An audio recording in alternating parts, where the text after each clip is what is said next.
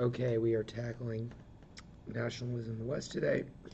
Um, we have talked about nationalism around the world in terms of Asia and India, Africa, Israel. So we are going to be talking about nationalism in the West. When we say West, we mean Europe um, and the United States. Um, so during the 1920s, after World War I, we have World War I ending in the late 19 teens. All right, World War I basically destroyed the economies of Europe. Destroyed. All right, many monarchs and absolute rulers had fallen during during and after World War One. Some of the examples: Germany. We had the Kaiser in Germany. That was the Kaiser, basically a king, was overthrown in Germany, and so there was a democracy in Germany. We have the Austria-Hungary, okay, the Austro-Hungarian Empire, which Austria. I already put the dash there. Wish I hadn't. But what can you do? Time moves one way. All right, and finally, Russia. So Austria-Hungary was an empire and had we had the king next in line to the throne. It started the whole World War.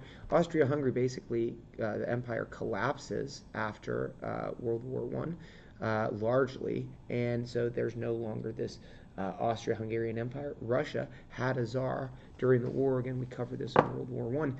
We have the Russian Revolution. And so there's no more Russian czar, there's no more Russian king. This is no longer an absolute monarchy. And so in many situations, democracies, all right, replace these governments. But let's see, I think this is the next one. Democracies was now the dominant form of government. Democracies generally replaced these forms of governments, but they were unstable because their populations had little experience, and many, what did I put? Little experience and many changes in leadership.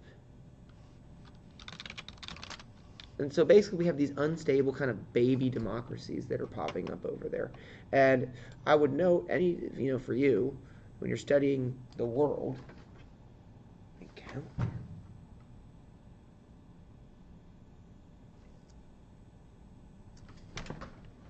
where's my calendar?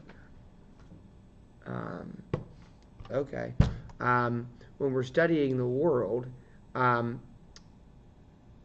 when a democracy is kind of a young, quote-unquote, democracy, it is going to be in its most fragile situation. It's going to be in its most fragile situation. Because it's brand new. We don't have these long histories of democracy and democratic values. It's a new thing. And so we have fragile democracies, but at this time, even if it was only temporary, many European nations had democracies, or democracy after World War I. Then the Great Depression hits. And so in terms of what we need to know about the Great Depression, the United States has this Black Tuesday, October 29, 1929, where the stock market in the United States completely crashes. And so the economy in the United States was totally disrupted by this stock market crash. So what we need to know is that the United States was central to the world economy. We were an important part of the system that's set up after World War I. It collapsed on, and it is a famous date, October 29th, 1929. And this is known as Black Tuesday. So the issue is that this impacted the world economy, with other economies falling into a depression soon thereafter. So the United States, we have this one of the first times and we've seen this afterwards. We've seen this in your lifetime, where we have an economy, a world. So globalization is good, right? Trading with different countries is good. We're able, for example, think about all your phones and what countries those are made of, all of the components that are in your phone, and all of those different components can be sourced throughout all of the world. And think about how much more expensive or difficult it would be if we had to make all of those components in the United States.